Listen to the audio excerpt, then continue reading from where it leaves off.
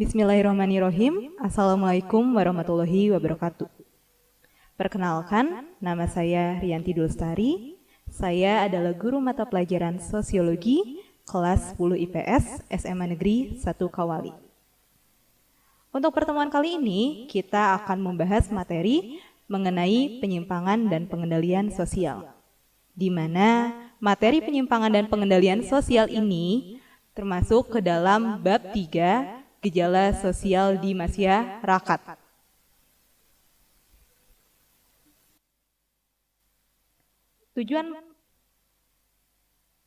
Tujuan pembelajaran pada pertemuan kali ini terbagi menjadi 4. Yang pertama, siswa mampu memahami konsep penyimpangan sosial dan pengendalian sosial. Yang kedua, siswa memahami sifat dan macam penyimpangan sosial di masyarakat. Yang ketiga, siswa mampu menerapkan cara pengendalian sosial yang tepat dalam menghadapi penyimpangan. Dan terakhir, siswa mengetahui lembaga formal dan informal sebagai pengendali sosial. Nah, sebelum kita memasuki materi yang akan kita bahas, hal pertama yang perlu kita ketahui itu adalah konsep. Konsep apa yang akan kita bahas kali ini? Konsep penyimpangan dan pengendalian sosial itu sendiri. Yang pertama, penyimpangan sosial. Penyimpangan sosial secara umum adalah segala bentuk perilaku atau tindakan yang dianggap bertentangan atau melanggar nilai dan norma yang berlaku di masyarakat. Di mana materi nilai dan norma itu sudah kita bahas sebelumnya. Untuk mereviewnya, Ibu akan menjelaskan secara umum apa itu nilai dan apa itu norma. Nilai ini adalah segala sesuatu yang dianggap baik atau buruk di masyarakat. Sedangkan norma adalah aturan yang berlaku untuk menekankan atau untuk mendukung nilai agar berlaku di masyarakat. Sehingga dapat kita simpulkan bahwa penyimpangan sosial itu adalah segala bentuk tindakan atau perilaku yang dianggap bertentangan atau tidak sesuai dengan nilai norma di masyarakat. Yang kedua, ada yang namanya pengendalian sosial. Apa itu pengendalian sosial? Pengendalian sosial itu adalah segala bentuk upaya atau tindakan yang dilakukan oleh kita untuk meminimalisir atau mencegah terjadinya penyimpangan sosial. Jadi, dalam konteks ini, penyimpangan sosial dan pengendalian sosial tidak dapat dipisahkan. Di mana ketika terjadi penyimpangan, kita harus mengendalikannya melalui pengendalian sosial. Dan pengendalian sosial ini hanya akan dapat kita lakukan ketika penyimpangan sosial terjadi. Oke. Selanjutnya, poin kedua terkait sifat-sifat perilaku menyimpang. Sifat-sifat perilaku menyimpang di sini secara umum terbagi menjadi 2. Yang pertama, sifat penyimpangan sosial yang positif, dan yang kedua adalah sifat penyimpangan sosial yang negatif. Jadi, kita tidak bisa beranggapan bahwa segala bentuk penyimpangan, terutama penyimpangan sosial ini sifatnya negatif, karena pada kenyataannya penyimpangan sosial ini pun ada yang positifnya. Oke. Yang akan kita bahas pertama adalah penyimpangan sosial yang sifatnya positif.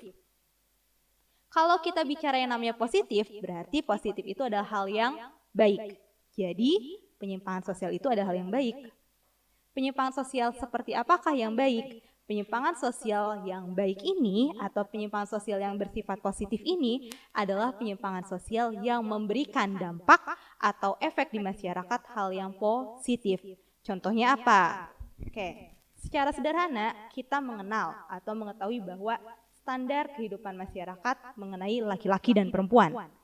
Kalau kita bicara yang namanya laki-laki dan perempuan, pasti kita menilai bahwa laki-laki itu adalah seorang pemimpin, sedangkan perempuan itu adalah pengikutnya. Atau laki-laki adalah seorang imam, sedangkan perempuan adalah seorang makmum.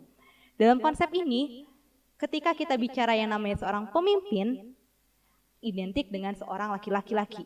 Bahkan seringkali di dalam forum atau di dalam kelas kita, kalau kita memilih KM atau pemimpin ketua kelas, kita selalu beranggapan selama ada laki-laki, maka laki-lakilah yang maju. Padahal sebenarnya di dalam perempuan pun, di dalam bagian perempuan pun masih banyak pihak-pihak yang memiliki kemampuan. Nah, dalam konsep ini, apa yang penyimpangan sosial yang positif? ketika seorang perempuan menjadi seorang pemimpin. Secara umum, kalau kita melihat dari segi nilai dan norma, perempuan menjadi seorang pemimpin itu adalah hal yang negatif. Kenapa? Karena melanggar aturan, melanggar kebiasaan yang ada di masyarakat. Tapi ketika kita menemukan atau melihat seorang perempuan mampu memimpin lebih baik dibandingkan laki-laki, maka itu adalah hal yang positif dan termasuk dalam perilaku menyimpang yang positif. Yang kedua, ada penyimpangan sosial yang sifatnya negatif. Apa itu penyimpangan sosial yang negatif?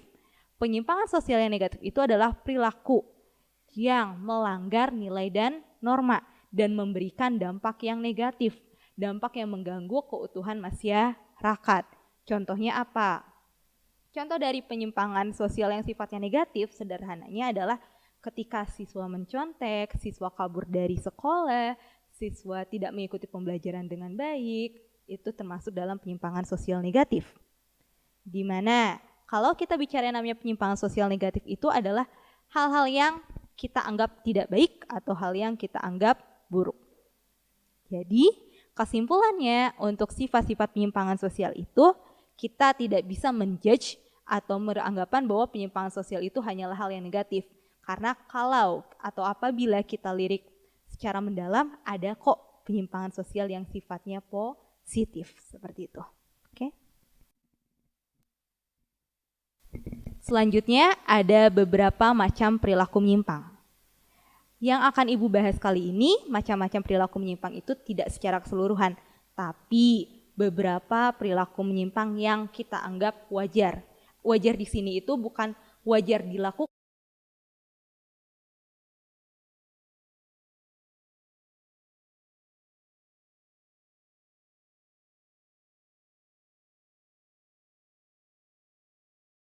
kejahatan identik dengan tindakan yang melanggar norma hukum dan merugikan orang lain. Misalkan mencuri, merampok, begal, pencurian, atau misalkan pembunuhan itu termasuk dalam tindakan kriminal atau kejahatan. Yang kedua, ada penyimpangan seksual. Apa itu penyimpangan seksual? Penyimpangan seksual itu adalah perilaku seksual yang dianggap tidak lazim, tidak sesuai dengan hakikat manusia, tidak sesuai dengan nilai yang berlaku di dalam masyarakat. Contohnya apa penyimpangan seksual itu? Laki-laki yang berdandan seperti seorang perempuan, yang feminim, atau misalkan perempuan yang bergaya seperti seorang laki-laki, tomboy, laki-laki yang menyukai sesamanya, gay, perempuan yang menyukai sesama perempuannya, lesbian, atau misalkan orang dewasa yang menyukai lawan jenis yang dalam usia masih muda, yang menyukai anak kecil, pedofil, itu termasuk dalam penyimpangan seksual.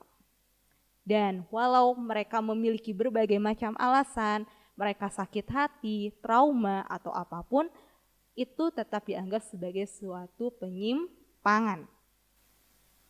Yang ketiga, pemakaian dan pengedaran obat terlarang. Obat terlarang di sini adalah berbagai macam obat-obatan yang digunakan secara tidak baik. Kenapa digunakan secara tidak baik?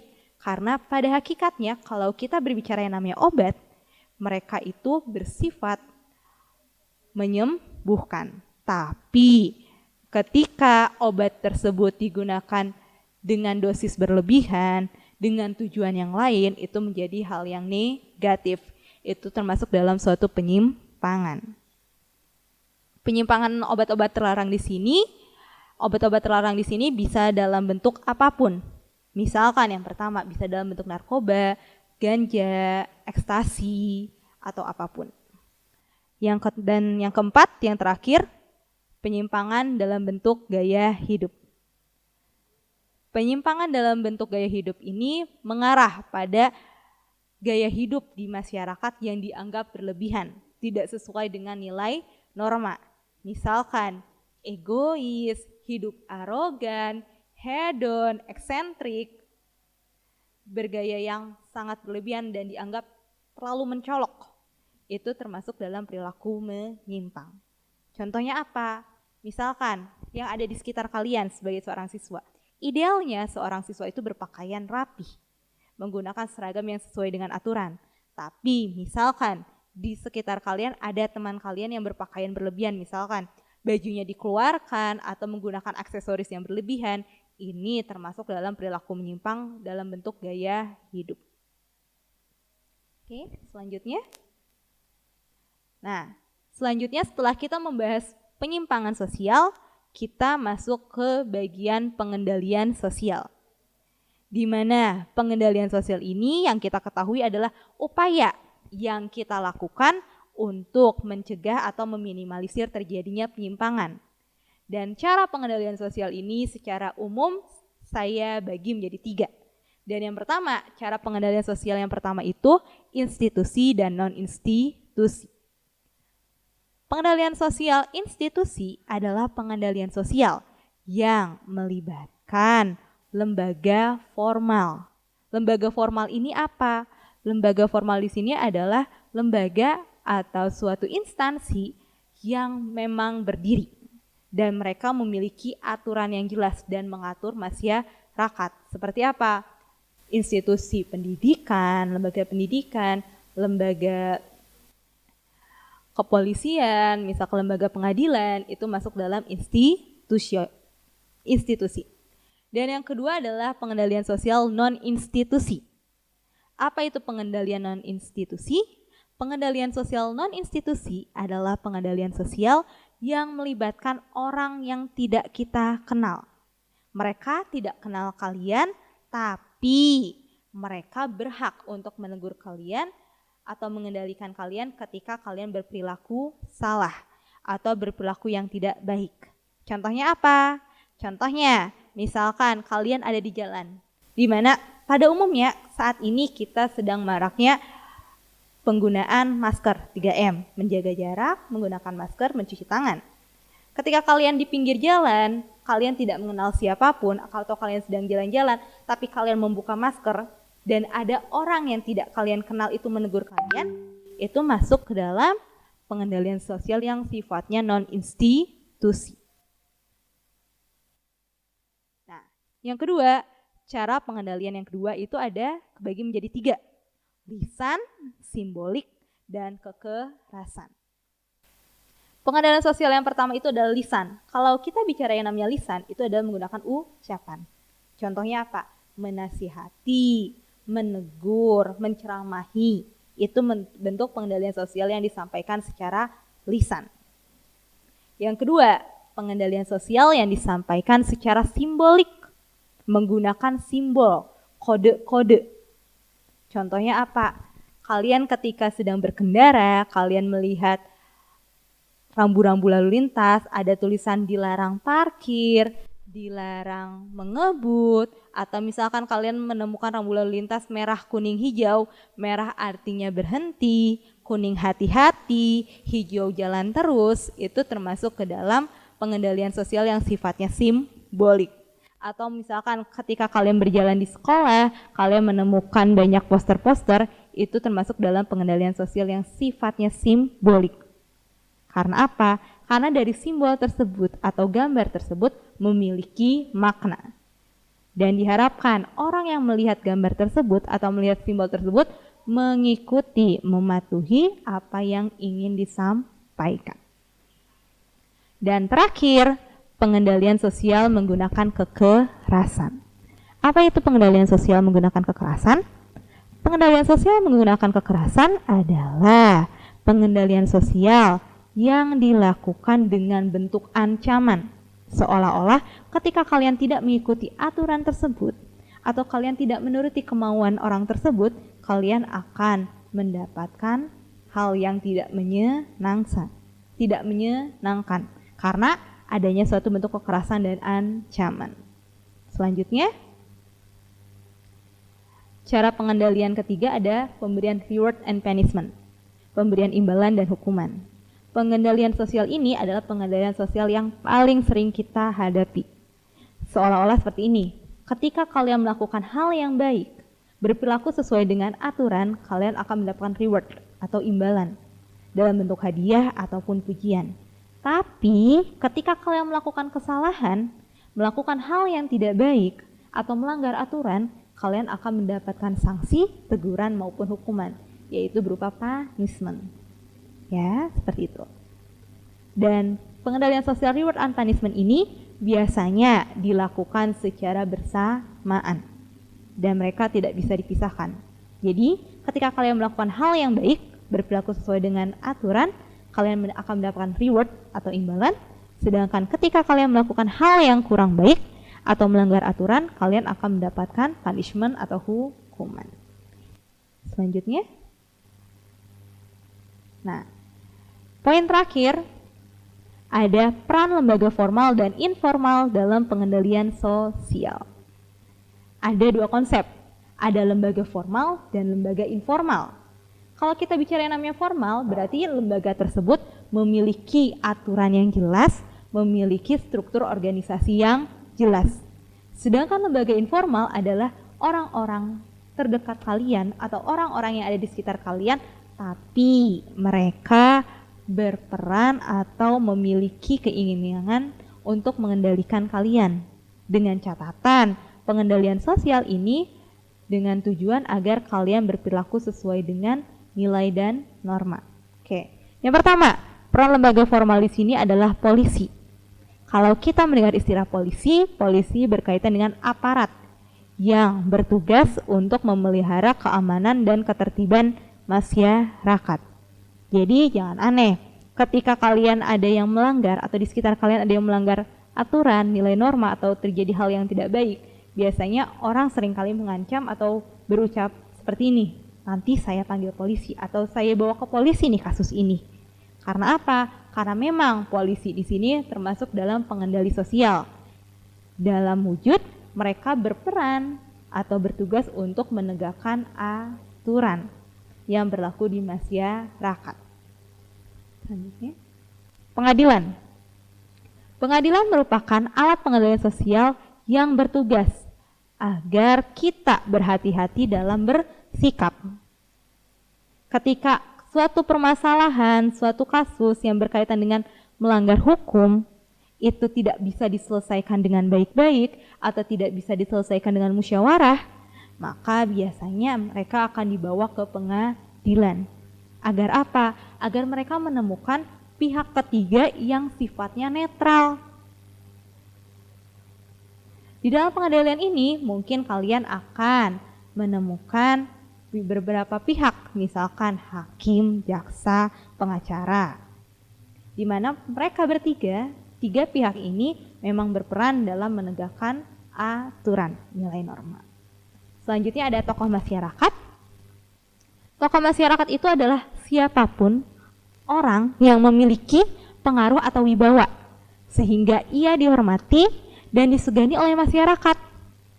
Tokoh masyarakat ini biasanya tidak diangkat, tapi dari rasa keseganan masyarakat menghargai orang tersebut, orang cenderung menaati atau menuruti kemauan atau saran dari tokoh masyarakat itu sendiri. Tokoh masyarakat. Tapi ada juga tokoh masyarakat yang memang ditunjuk dan diangkat. Seperti apa? Presiden, bupati, gubernur, ketua DPR, MPR. Itu contoh tokoh masyarakatnya. Dan terakhir ada media massa. Kalau kita bicara yang namanya media massa atau mungkin bahasa kalian saat ini adalah sosial media, itu adalah segala sesuatu yang dapat kalian temukan dalam bentuk informasi. Media sosial ini atau media massa ini terbagi menjadi dua, ada yang elektronik dan non-elektronik. Tapi zaman sekarang mungkin kalian akan terbiasa dengan media massa dalam bentuk elektronik, dalam bentuk yang bisa kalian temukan sehari-hari dalam handphone kalian atau internet. Tapi selain itu ada juga media massa yang sifatnya tidak elektronik, seperti apa? Koran, TV, radio. Di mana intinya yang namanya media massa itu adalah suatu bentuk media yang berperan atau bertugas untuk menyampaikan informasi, di mana informasi tersebut diharapkan mampu mampu memberikan saran, masukan, kritik kepada orang lain, di mana informasi itu sendiri dapat diakses oleh siapapun atau semua orang. Media massa ini dapat mengendalikan sosial. Kenapa media massa dapat mengendalikan sosial? Karena dari media massa atau dari informasi yang kalian peroleh, kita yang membacanya akan berpikir, oh ternyata itu adalah hal yang baik, atau oh ternyata itu adalah hal yang tidak baik. Karena memang kita tidak bisa memungkiri bahwa yang namanya manusia itu mudah tersugesti atau mudah terpengaruh oleh orang lain. Orang lain di sini bisa dalam wujud orang utuh atau ucapan mereka di dalam media sosial, seperti itu. Nah, itu secara umum adalah pemaparan dari Ibu terkait materi penyimpangan dan pengendalian sosial. Semoga dapat kalian pahami maksud Ibu, apa yang materi yang Ibu jelaskan. Untuk PowerPoint, kalian jika beranggapan bahwa PowerPoint di sini kurang jelas atau di video ini kurang jelas, Ibu sudah meng-share-nya di Google Classroom. Silahkan kalian akses dan kalian pelajari. Apabila ada materi yang kalian anggap kurang paham, dapat kalian diskusikan di Google Classroom atau kalian menghubungi Ibu di kontak person. Seperti biasa, kalian juga mungkin menyimpan kontak Ibu. Terima kasih untuk hari ini. Wassalamualaikum warahmatullahi wabarakatuh.